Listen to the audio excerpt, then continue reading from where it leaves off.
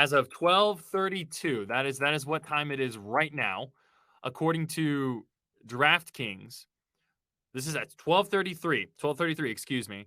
Bryce Young is sitting at minus 450 for the number one pick in the draft for the Wow. DraftKings board. The very next player is CJ Stroud at plus 320. The lines can change, of course, but the fact that we're in this position at all when CJ Stroud seemed like the odds-on favorite for so long, Yep. I think is a little bit wild. So Bryce Young, I do not think this is a smokescreen. I think the Panthers are genuinely going to draft Bryce Young, and I will go ahead and make my case. I ask, I will put my evidence out there. I wish I knew more like law and courtroom verbiage to say, but it's been a while since I watched Law and Order. And Mark, please feel free to interject if there's something I say here that you think is bad and you want to really point out. So when we look at Bryce Young as a whole, right? Heisman winner. So had a lot of success, especially in his first season starting 2021 as a true sophomore at what he was 19, 20 years old, I believe at the time. Over his 2 seasons, 65% completion percentage. He threw 8,200 yards, 79 touchdowns, only 12 interceptions. So boom, there you go. That's just the very raw basics of it. Of course, the stats don't tell the entire picture. When you go back and you watch the film, he is someone who is very dynamic. He is a playmaker, something that you can't teach, which I think is going to be my main argument here for why Bryce Young needs to be picked number 1 overall. The traits that Bryce Young shows cannot be taught. It cannot be taught. His playmaking ability, his ability to read defenses and get rid of the ball, his ability to move in the pocket, step up into the pocket, constantly be looking downfield. He has great ball placement. It goes where in the best place for his wide receivers to make a move on the ball. One thing that was thrown out there recently is the S2 scores. Now, this is something that the NFL is starting almost like if for those who are listening or watching, if you remember the Wonderlic, right? How a bit of a flawed test. Intelligence, I guess, is kind of what it taught. But hang on, Lewis. That mattered though for the quarterback position because go back and look at the quarterbacks that won a Super Bowl, the quarterbacks that are Super Bowl winners in the modern era. In the 50-question Wonderlic test, you had to get a 25 or above. I'm not saying there's a causation, but I'm all for correlations in trying to determine how quarterbacks succeed in this league. Go ahead. But here's the thing. Here's the thing with the S2 score, which is something that people are leaning on a lot more in the NFL circles. It highlights and focuses on scoring and grading how quickly you're able to process information, which is the most important element of playing quarterback. I will argue. Throwing the ball. Oh, duh. Okay, throwing the ball. Yeah. But besides that, it's how quickly you can process information and how quickly you can get rid of the ball. I think you have 2 types of quarterbacks out there. You have the ridiculous playmakers like the Patrick Mahomes, the Josh Allens, who are a one-man wrecking crew, a kaiju, if you will, the Godzillas, the Mothras of the world. But you also then you have the point guard like quarterbacks, the ones that get the ball out quickly, get it moving, and that's where Bryce Young, I think, falls into effect. When you look at his S2 score, according to what has been said, Daniel Jeremiah, I think, was the one who put it out there a few weeks back. He scored in the high 90s out of 1 to 100. And when you look at the quarterbacks that score in like the mid 90s, they are Joe Burrow, Patrick Mahomes, Josh Allen, like these high caliber quarterbacks who right now we would say are top 5 in the NFL. They are the ones that are scoring in the mid 90s with this S2 score. And the fact that Bryce Young is comparable, if not better, I think that goes a very long way. I think it's one thing too, and I'll kind of wrap a bow on this for now, and then we can move on to your side and come back here. With Bryce Young, really, I almost cheated in the sense, I feel like. We've talked about it before with CJ Stroud, actually, but Josh Norris and Josh McCown had a show of Underdog Football called Scheme. And they had a 25-minute video breaking down Bryce Young from Josh McCown's perspective. Remember, Josh McCown is the quarterback's coach of the Carolina Panthers. And he just praised the playmaking ability, the fact that Bryce Young could do things that you could not teach. I think that raises the ceiling of a quarterback prospect. And if you're going to trade up and go get the number 1 pick, do you want to go with someone who is safe? Or do you want to go with someone, do you want to swing for the fences? And I think swinging for the fences in this case is getting Bryce Young. I think that The word you're looking for, Lewis, is the poise. Poise, yes. Yes, that's what I've heard with Bryce Young, and it's funny too because he didn't have the playmakers in 2022 that he had during his 2021 season when he won the Heisman. But I still think Alabama had a pretty good offensive line. Like they've got No, 4 and 5 no, starters. no, they They've didn't. got 4 and No, they 5. didn't. Listen, No, man, compared to the their caliber of offensive, recruits, their compared to the offensive caliber of line. recruits that other schools get, I understand that, oh, it wasn't great this past season. Come on. The sack, Alabama compared to other schools in the sure, SEC, sure. let alone the other But Power but 5. but I we're don't not buy it, comparing. Lewis. We're not comparing to other schools. We're comparing specifically to the quarterbacks that could go with that number 1 overall pick. And when you All right. look at, So well, the so their offensive line, because you brought it up, sacks I do not think are the greatest measurement of an offensive line's mhm. ability. Sometimes sacks are on the quarterback, but they were not bottom 50, excuse me. They were just outside the top 50 in sack rate in both seasons with Bryce Young as the starting quarterback. He got mauled a few times. The Auburn game, his Heisman season, they gave up 7 sacks. And that was when he had his Heisman moment and led them down the field to score a touchdown. Like it was like 90 some odd yard drive to get to Alabama to overtime in the Iron Bowl. So compare that to CJ Stroud, who has 2 starting tackles who might go in the first round. Just saying. And look, the Panthers are saying we got Ike Ekwonu and 4 other bodyguards in front of Bryce Young to keep him upright if he is indeed the pick, because he is now a heavy favorite to be the Panthers' first overall pick at minus 450, Lewis. For any listeners, viewers, doesn't know what that means, you got to put 450 buckaroos down to win 100 back for a $550 net payout. So he is a heavy, heavy favorite to go number 1 now. Obviously, that can change between now and April 27th. But what happens where, okay, we talk about Russell Wilson and we talk about Drew Brees.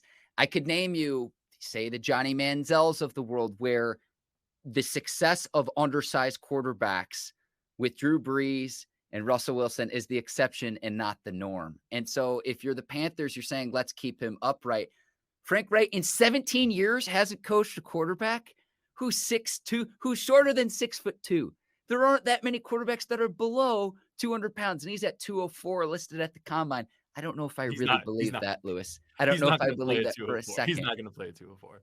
So what is the trajectory? What does previous history show you with previous prospects of to keep quarterback not just healthy, but to have success in this league? And that's why I think CJ Stroud is the more sure thing. Yeah, you play with talented players. You mentioned Joe Burrow. Joe Burrow is playing with Justin Jefferson and Jamar Chase lighting up the scoreboard. They had one of the best seasons in all of 2019 to say, oh, well, in college, he's playing with more talented players, especially compared to the other competition. I don't buy that argument for a second. CJ Stroud's not Joe Burrow, though, to be fair. But okay, no, continue, please. Tell me why CJ Stroud. There are It's the things I can size and touch on, but speed, and why? it's the puck, and it's the arm strength. It's your prototypical passer of, Mhm. okay, you mentioned Joe Burrow and Mahomes. What are they, 6'4", 6'5" in this league? We've seen that have success in the league. Show me other quarterbacks. Okay, Russell Wilson's thick, so let's throw that out immediately. Different build. Yes, he's shorter, but is a lot thicker than Bryce Young is going to be. Drew Brees, it was the accuracy, it was the placement. He had the offensive genius of Sean Payton. And those are 2 examples. And Lewis, we were talking before the show, you've got some data of there aren't that many young, undersized quarterbacks that have achieved success at the highest level in the NFL. You So can't deny that. Ben Solak, with the Ringer, I think I'm saying his last name correctly. He did a great article right before the combine, kind of breaking down the size argument behind Bryce Young. So since 1970, 172 quarterbacks have started at least 50 games in the NFL. Only 11 was 6 foot or shorter. Quarterbacks drafted since 1970, just 30 of 522 quarterbacks selected have been 6 foot or shorter. First 3 rounds, there were 241 quarterbacks selected since 1970. Only 7 were 6 foot or shorter. 127 quarterbacks since 1970 have been selected in the first round. Only 3 were 6 foot or shorter. And they were Michael Vick, Kyler Murray, and Johnny Manziel. And then when you look on the weight side of things, since 1970, only 8 quarterbacks have been drafted at 200 pounds or under. Pat White was the only one to go before the 6th round. And so while Bryce Young may technically weigh, according to the NFL Combine, 204 pounds, 205 pounds, that is not going to be his playing weight unless he bulks up a little bit, which he still could. He's only 21, turns 22 this July, so he still could. But so I understand the size argument of things. But I think when part of it is when you have to look at the actual quarterbacks that were that size and were drafted. So you have 2 kind of camps, right? You have the running quarterback, someone like a Michael Vick or a Kyler Murray, who has just incredible athleticism. Watching Kyler Murray, Michael Vick is Michael Vick. Watching Kyler Murray for the first time at Oklahoma, I think it was the Army game was the first game he started. It legitimately looked like he was moving in fast forward. That's just how fast he moves, how his legs move. And then you have Drew Brees, obviously, who also was a lot shorter in height. And he's just, incredibly accurate. But I don't think that there has been a quarterback of Bryce Young's size that has had the mental part of the game down pat so well. And here's the thing, too, is the argument against Stroud, Lewis. I got to hop in here saying, oh, well, what Ohio State quarterbacks have had success in the league. We were saying the same thing a few years back about Alabama. Here we've got Bryce Young, who's going to be one of the top picks in this draft. We have Tua. We have Jalen Hurts, who just got paid today, almost $180 million guaranteed. The Panthers can't afford to miss on this pick. I think per year is what it's going to be. Crazy. They cannot afford to miss on this pick because in the NFC, there's a huge talent void right now at the quarterback position. And if you think that the Panthers gave up a premium to get the first overall pick, it's only going to be more expensive as we move more and more into the future when the salary cap increases more and more and more and more. Because right now in the NFC, there's Jalen Hurts and there's everyone else. You could say, well, what about Aaron Rodgers or what about Stafford or Jared Goff? I'm not talking about previous success. I'm talking about the 2023 season and beyond.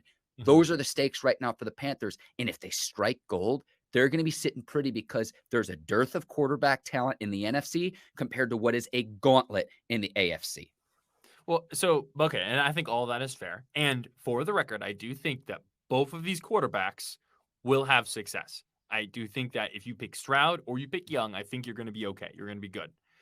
But my thing is, the reason why CJ Stroud should be pick number 1 should not be because I am concerned about Bryce Young's size. It should be because CJ Stroud needs to be the number 1 pick.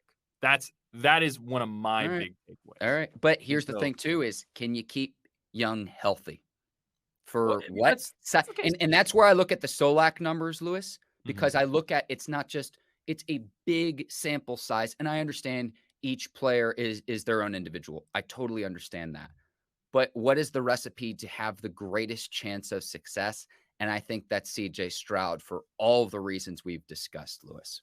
Well, there you go. So a little bit of a debate here on Triangle and Two then. So, let us know what you think, who you think they should go with. As the days pass, the more and more I have come to just kind of like I'm a lot more comfortable with the notion of the Bryce Young pick at number 1. I was definitely all CJ Stroud early on, but I feel like I get the Bryce Young pick, and the more and more time that passes, the more and more I like the Bryce Young pick.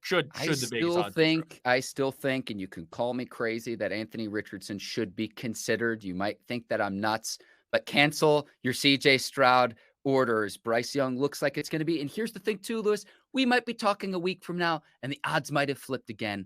We really don't know until it's announced on April the 27th, unless it leaks. But I will say this, I don't expect it to flip again because you look at the odds, it is not what definitively will happen, but it is a good indicator of what is likely to happen.